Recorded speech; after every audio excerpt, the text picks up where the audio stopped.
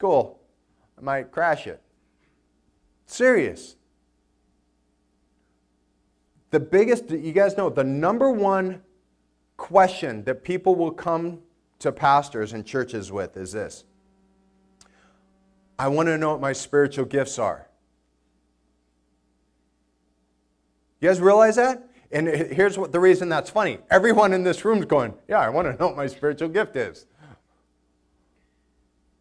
Get out and find out. Do something. Try to teach. Come to me and go, hey, I want to teach.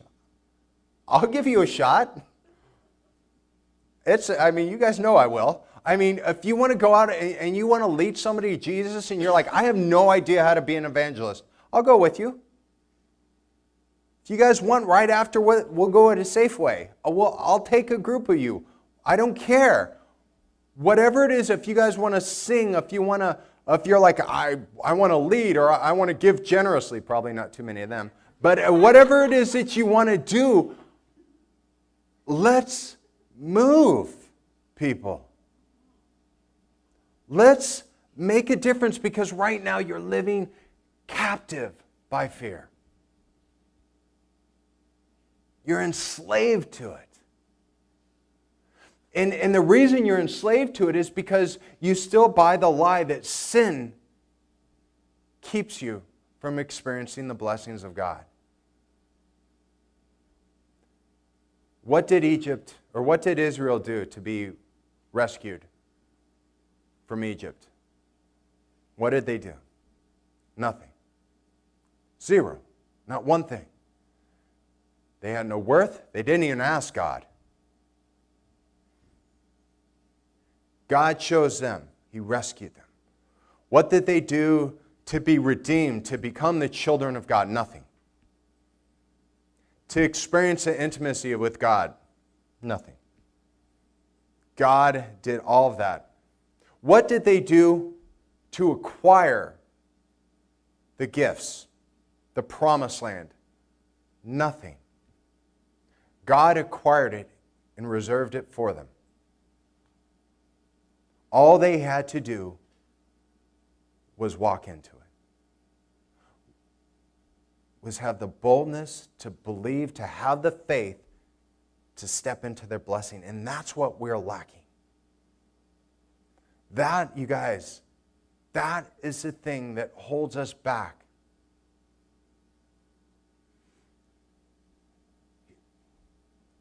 Here's the crazy thing, and some of you guys that were at Barbarians last year know this.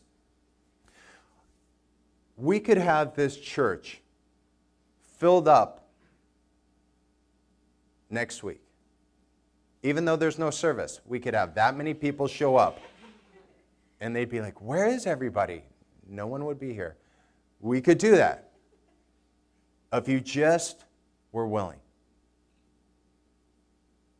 It's just that simple. It's really easy. All you have to do is step into it, to do it.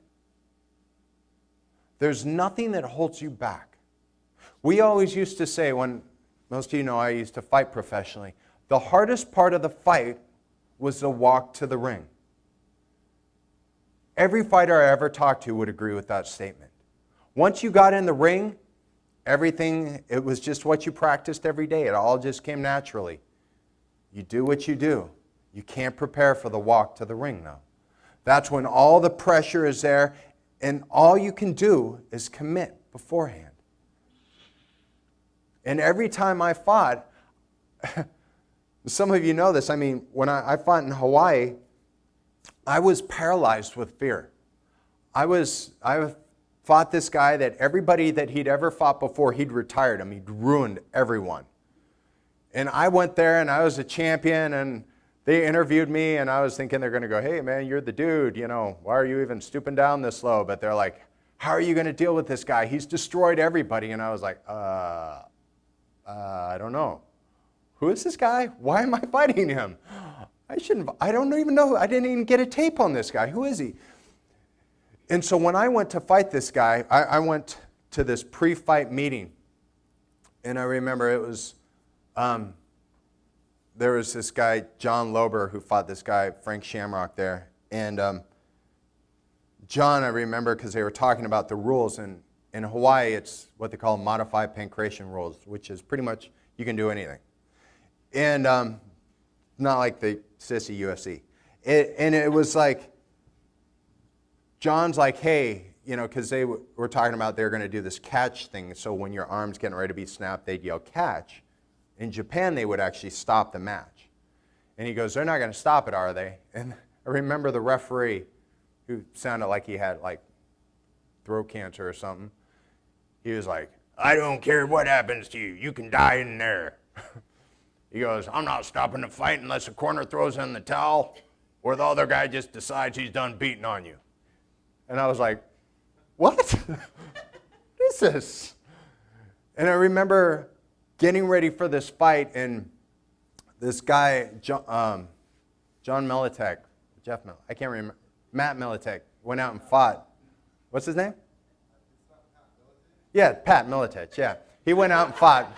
Thanks. Yeah, never mind that. We'll get to that. Pat went out and fought, and he came back in, and I heard he won.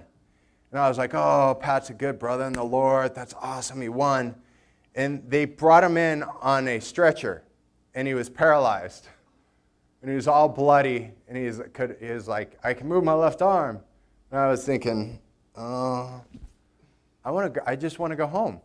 Why am I here? I want to quit. I don't want to do this. This is dumb. It's stupid. I can't warm up. I hate this. I hate everything. This is violent. I shouldn't be doing a violent sport as a Christian. This is just wrong. I was saying all these things, but at the same time, I knew that I'd made a commitment.